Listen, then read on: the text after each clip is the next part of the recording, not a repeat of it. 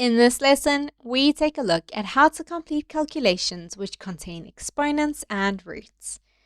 Do you remember this? The winner's podium shows us the correct order to solve a question when we have more than one operation.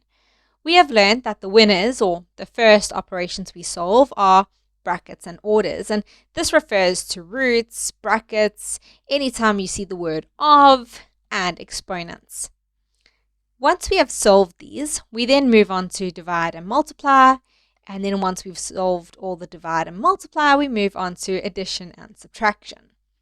Remember the golden rule: always solve from left to right.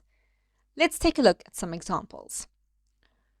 The first question says 5 plus 8 minus 4 in brackets, and the brackets is being squared, and then times 9. Pause the video and try your hand at this one, and let's see how you did.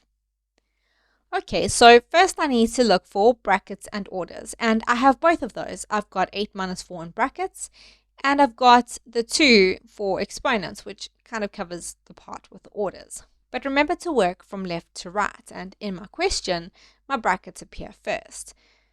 8 minus 4 equals 4, and I'm going to write my answer 4 in brackets, even though I've solved the brackets.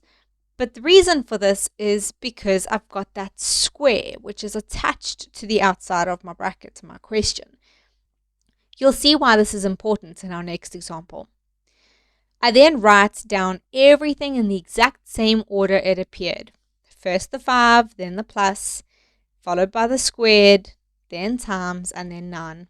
Now that I'm done solving brackets, I can move on to my orders. 4 squared is going to give me 16. So on the next step, I would say 5 plus 16 times 9. I can now move on to divide and multiply. There is no division in this question, but there is multiply. 16 times 9 is 144.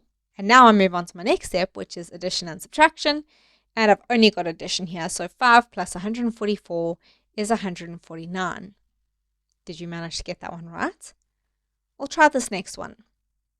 Question 2 says 10 divided by 5 minus 1 minus 6 in brackets, which is being squared, plus 7. Again, this question contains brackets and orders, but since my brackets appear first, this is where I'll start. 1 minus 6 doesn't give me 5, it gives me negative 5, which I'm going to write down in brackets again. And now you're going to see why this was so important. On my next step, I've got to rewrite everything in the exact same order it appeared. First the 10, then divide by 5, then a minus, then a squared, and then a plus and a 7. Now, I'm not just squaring the number 5, I'm squaring everything inside that bracket, which includes the negative. So although I know that 5 squared is 5 times 5, which is 25, I also have to square the negative sign. And I know that negative times a negative is a positive. So my answer here is positive 25.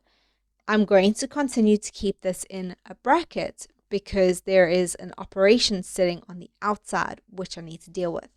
So on my next step, I would say 10 divided by 5 minus positive 25 in brackets plus 7.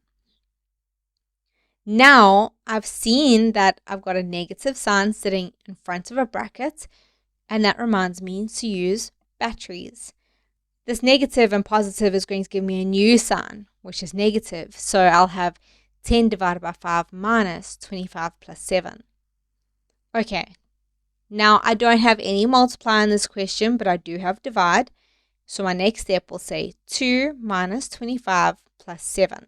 I can now move on to addition and subtraction. But in my question, subtraction appears first, so that's what I have to solve, working left to right. Now my 2 is positive and the 25 is negative, so their signs are different. When the signs are different, we find the difference. Difference means minus, so 25 minus 2 equals 23. The 25 is further away from 0 than the 2, so I look at its sign, which is negative. So my answer is negative 23. And then don't forget the plus 7 at the end. Again, I've got two different signs, so I find their difference. The difference between 23 and 7 is 16. 23 is further away from 0 than 7, and the 23 is negative. So my answer is negative 16.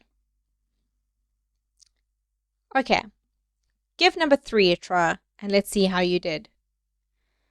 So again, I'm going to look for brackets and orders, but in this example, we don't have any brackets. We do have two roots though. The first one is square root of 49, which gives me 7. And the next one is the cube root of 8, which gives me 2. I rewrite everything in the exact same order that it appeared. First the 6, then the times. There is a minus separating the 2 and the 7, and then divide by 2 at the end. Now I need to look at divide and multiply, and they both appear in this question. However, working left to right, multiply appears first. So first I'm going to work out 6 times 7, which gives me 42. Then I can write minus 2 divided by 2. Now I can do the 2 divided by 2, which gives me 1. And to end, I can say 42 minus 1 is 41. For question 4, this one's a little bit tricky, so watch how this one gets solved. Here I've got 16 divided by the square root of 25 minus 9. And we don't have any brackets, but we know we've got to solve this root first. You might be tempted to say that the square root of 25 is 5 and the square root of 9 is 3, so that means I need to work out 16 divided by 5 minus 3. But this is incorrect. So take down this note. We always solve calculations inside of roots before we square root or cube root that answer. So this is how it would actually be solved. We would say 25 minus 9 is 16, but we still have that 16, the divide, and the square root sign. Now we can square root the 16, which gives me 4, and I know that 16 divided by 4 equals 4. And there you go. It's as simple as that. Follow the process and you can't go wrong.